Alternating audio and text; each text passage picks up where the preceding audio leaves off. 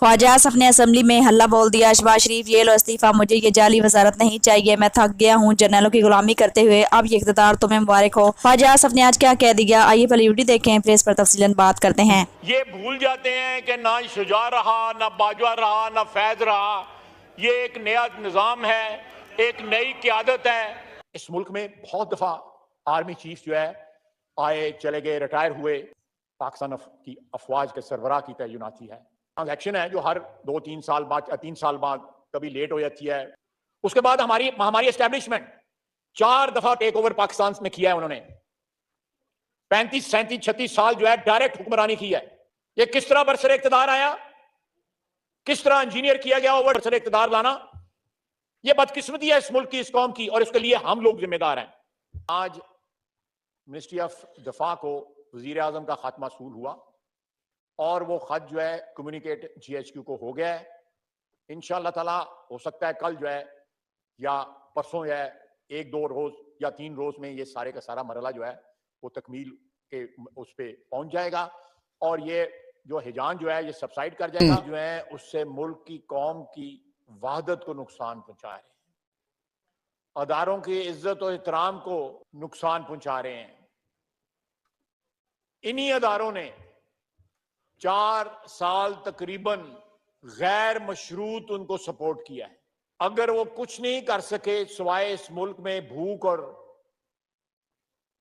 गुर्बत, करप्शन और ये सारी जो है अपनी लेगेसी के तौर पे छोड़ गए हैं, तो आज उन अदारों के ऊपर अटैक ना करें, बल्कि शर्मिंदा हों कि उनके ताउन के बावजूद आप इस मुल्क और कौम के लिए कुछ नहीं कर सके।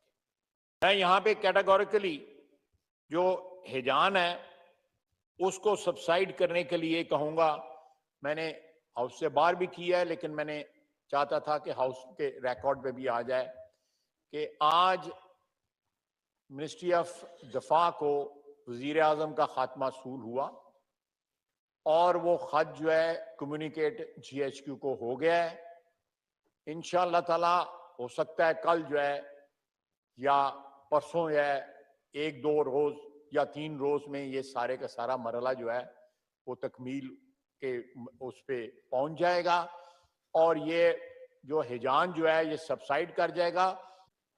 जब ये लफ्ज कहते हैं कि कम से कम रोक तो सकते थे, इसका मतलब है कि हम यहां पे जो आईनी इकदाम उठा रहे थे उनको रोकने के लिए वो दावत गुनाह दे रहे थे कि भैया इंटरवीन करो और ये मेरे खिलाफ जो कुछ हो रहा है इसको रोको और मेरा इख्तिदार बचाओ। जनाबे वाला, जनाबे स्पीकर, कितनी बड़ी बदकिस्मती है इस मुल्क की, इस कौम की, और इसकी जिम्मेदारी जो है हमारी अशराफिया को। मैं अभी एक मीडिया को इंटरव्यू दे के आया हूं कि यहां पे सियासतदानों ने या पार्लियामेंटेरियंस ने हम अपनी पहले गलती तस्लीम करते हैं, अपनी बरादरी की गलती तस्लीम करते हैं कि 75 साल में शायद हमने जिन तवक्कुआत के साथ हमें इस ऐवान में, इस मुकद्दस ऐवान में भेजा जाता है, हमने वो तवक्कुआत पूरी नहीं की। फिर उसके बाद एग्जीक्यूटिव आ जाती है जो इंतजाम और इंसराम जो है इस मुल्क का जिनके हाथ में है। क्या वो ये चीज एतमाद के साथ कह सकते हैं कि उन्होंने 75 साल में इस मुल्क के साथ हुक्मरानी जो है, जो परपेचुअल हुक्मरानी तो उनके पास रही है। हम तो कभी आते, कभी चाहते हैं, कभी मार्शल लग गया, कभी फौज आ गई, कहीं रुल गए, कभी जेल में चले गए, लेकिन परपेचुइटी में अगर किसी की हुक्मरानी रही है तो ब्यूरोक्रेसी की रही है। एस्टैब्लिशमेंट को मैं बाद में लाता हूं, वो एस्टैब्लिशमेंट के साथ भी रहे, hand in gloves with establishment and with the political governments. They must also assume responsibility of what is happening with Pakistan today. उसके बाद मीडिया, आप मीडिया देखें। मैं एहतराम करता हूं मीडिया का, आजादी राय जो है वो एक बड़ा मुकद्दस हक है, उसका एक अपना तकद्दस है। ज्यादा दूर न जाए, आज ही देखें सुबह से एक हिजान है कि जी समरी आ गई, समरी आ गई, समरी चली गई, नाम आ गए, डोजियर चले गए, डोजियर आ गए। किसी ने वेरीफाई करने की कोशिश भी नहीं की, क्योंकि ये अदारे कमर्शियल हो चुके हुए। उसके बाद हमारी एस्टैब्लिशमेंट 4 दफा टेक ओवर पाकिस्तान में किया है उन्होंने। 35, 37, 36 साल जो है डायरेक्ट हुक्मरानी की है। 11 साल अयूब खान के, 3 साल याया खान के, वो 10-11 साल जनरल ज़िया के और 8-9 साल जो है आप जनरल मुशर्रफ के लगा लें। आज जिस यहां पे ये खड़े हैं, इन हुक्मरानियों की भी जो 13, 36, 37 साल की है, उनकी जिम्मेदारी भी है। फिर जो है उसके बाद जो है डायरेक्ट हुक्मरानी नहीं, लेकिन इनडायरेक्ट हुक्मरानी जो है बाय मैनेजमेंट जो है करते रहे। क्या किसी को एहसास है इन सारी बातों का?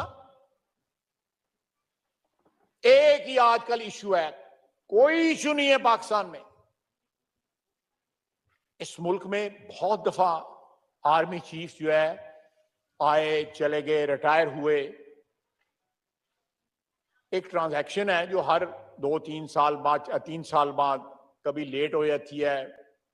जब हुक्मरान होते हैं वो जो है जनरल ज़िया साहब देख लें, जनरल मुशर्रफ साहब देख लें, जनरल अयूब देख लें, लेकिन ये हिजान जो है ये हमारी कौम को, हमारे मुल्क को, जब ऐसे वक्त में जबकि हमारी इकोनॉमी वीक है, कमजोर है, हम अपने पांव पे माशी तौर पे खड़ा नहीं हो सकते। ये बात हमने इसलिए नहीं की कि आज डिस्कशन की और फेसबुकों पे चढ़ाएं और that's it we walk away, कि अब टाइम हो गया कि अपोजिशन को दीवार में न चुना जाए। हमारा लीडर जेल में है, उसकी बीवी जेल में है, उसको एक्सेस नहीं है, डॉक्टर की एक्सेस नहीं है, आंख खराब है। ये ह्यूमैनिटेरियन ग्राउंड पे भी किया जा सकता है, तो सीरियस इशू। जी बैरिस्टर गौहर साहब जी मेहरबानी, वॉकआउट करते हैं। जनाब स्पीकर, मैं सिर्फ एक पॉइंट आउट ये करना चाह रहा था और बड़ा ज़रूरी है। हमारे 2 लीडरान साहिबान ने बहस की है, मौलाना साहब ने भी बात की तफसील के साथ और चकज़ई साहब ने किया है। यहाँ मुतालिका हुकूमत के फेडरल मिनिस्टर्स नहीं हैं जो उसका पूरा रिस्पांस दे सके। ये न प्राइम मिनिस्टर साहब है, न डिप्टी प्राइम मिनिस्टर है, न फाइनेंस, न इंटीरियर मिनिस्टर साहब मौजूद है, न फॉरेन मिनिस्टर साहब मौजूद है। उन्होंने 4 पॉइंट्स आपके सामने रखे। मैं आईनी एक कानूनी नुक्ता उठा रहा हूँ। ये बात हमने इसलिए नहीं की कि आज डिस्कशन की और फेसबुकों पे चढ़ाएं और that's it we walk away. इन दोनों ने जो बात की है ये बड़े ज़ीरक सियासतदान हैं।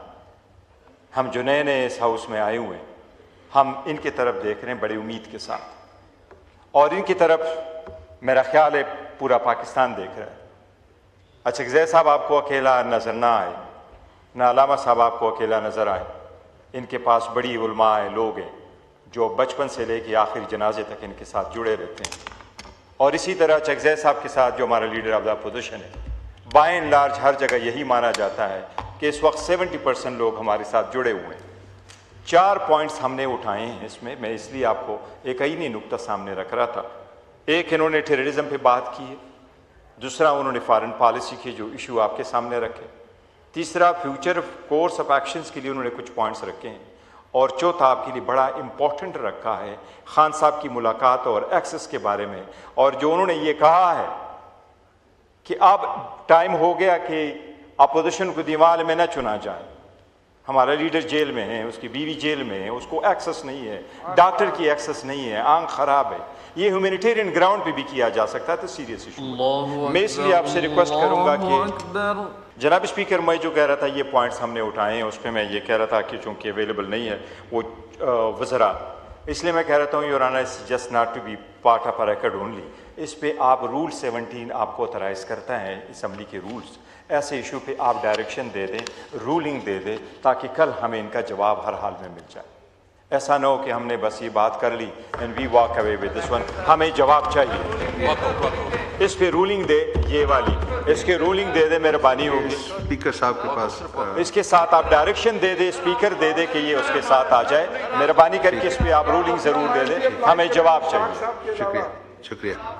नाज़रीन, आज असम्बली के अंदर ख्वाजा आसिफ की गुफ्तगू ने सियासी हलकों में एक नई बहस छेड़ दी है। ख्वाजा आसिफ ने अपनी पुरानी रवायात बरकरार रखते हुए तहरीक इंसाफ पर तनकीद तो की, लेकिन हैरान कुन तौर पर इस दौरान वो अल्फाज भी दोहरा दिए जो माजी में इमरान खान बार बार बोलते रहे। जी हाँ, जर्नैलों की गुलामी नामंजूर जैसे जुमले जब ख्वाजा आसिफ की जुबान से निकले तो ऐवान में मौजूद लोग भी एक दूसरे का चेहरा देखते रह गए। अब सवाल ये पैदा होता है कि क्या वाकई ख्वाजा आसिफ के लहजे में तब्दीली आ रही है? क्या वो हालात को बदलता देखकर अपना मौक़िफ़ नरम कर रहे हैं, या फिर ये सिर्फ सियासी दबाव का नतीजा है? क्योंकि माजी में यही वजह है कि ख्वाजा आसिफ इमरान खान और PTI पर सख्त तरीन तनकीद करते नजर आते थे, लेकिन आज इनकी गुफ्तगू में कहीं ना कहीं वही इमरान खान की जज्बाती दिखाई दिए जिन्हें इमरान खान काफ़ी अरसे से बयान करते आ रहे हैं। सियासी तजज़ियाकार भी अब यही कह रहे हैं कि मुल्क के बदलते हालात कई सियासतदानों को अपना लहजा बदलने पर मजबूर कर रहे हैं। आवाम भी सोशल मीडिया पर अब ये सवाल उठा रहे हैं कि आखिर ख्वाजा आसिफ को अचानक इमरान खान के मौक़िफ़ की याद क्यों आई? अब ये तब्दीली वक्ती है या वाकया ज़मीर जाग रहा है? इसका फैसला आने वाले दिनों में हो जाएगा, लेकिन एक बात तय है कि असम्बली में होने वाली इस गुफ्तगू ने सियासी माहौल में नई हलचल जरूर पैदा कर दिया है। लिहाजा आप नाज़रीन इस बारे में क्या कहना चाहेंगे? कमेंट सेक्शन में बताएं, जरूर करें। Thank you for watching. अल्लाह हाफिज़।